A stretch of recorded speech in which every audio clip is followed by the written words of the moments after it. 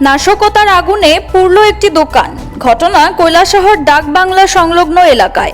বেশ কিছু বছর ধরে ওই এলাকায় কৈলাসহর পুর পরিষদ থেকে একটি ঘর ভাড়া নিয়ে দোকান দিয়ে আসছেন সুচরিতা চক্রবর্তী নামে এক মহিলা।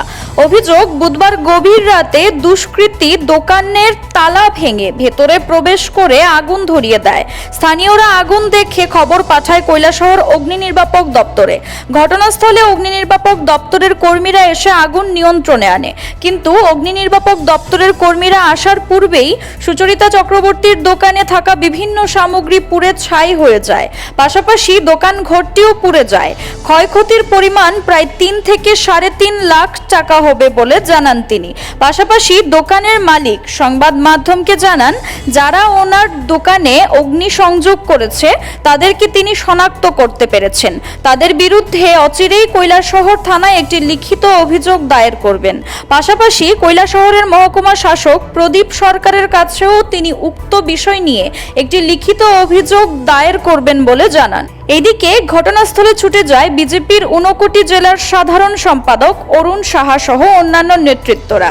তারা ন্যায্য বিচার পাইয়ে দেবার আশ্বাস দেন সুচরিতা চক্রবর্তীকে।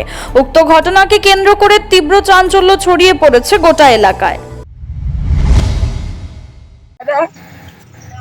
ভিডিওটা যারাই দেখতেছে, যে বা যারা আমার এই ক্ষতিটা করছে তারা ভালো করছো না। অতটুকু কমো আমার দেখো, মানে দুষ করলে আমারে তোমরা যেতে বলো, তো আমার দোকানটা নিয়ে খেলার কোনো মানে আসলো না। আপনি কি থানাতে এই বিষয়ে অভিযোগ দিবেন? আমি অভিযোগ। আপনার নামটা? আমার নাম সুচরিতা চক্রবর্তী। কি চাইতেছেন বর্তমানে? ন্যায় বিচার চাই, আর কি তো ন্যায় বিচার চাই। এরকম মানুষ কুত্তার লোকে এইভাবে ব্যবহার করে না। ঠিক আছে। আমার অনেক ক্ষতি করে দিতে। আমি আমার মেয়ে এখন রাস্তার ফুটপাতে বইয়া ভিক্ষা করা ছাড়া কোনো ক্ষতি নাই। এটাই আপনার উপার্জনের প্রধান উৎস? আমার উপার্জনের ফুল, মানে এ টু জেড আসলো। আমার মেয়ের ক্লাস 10-এ পড়ে, মেয়ের পড়াশোনা, মাস্টার, আমার ঘর ভাড়া, এভরিথিং আমার এই দোকানে দিত। এটা কোন জায়গা দোকানটা? এটা হচ্ছে ডাক বাংলার কিনারে, কাতল দিঘির পাড়। Siri TV, channel for news and entertainment.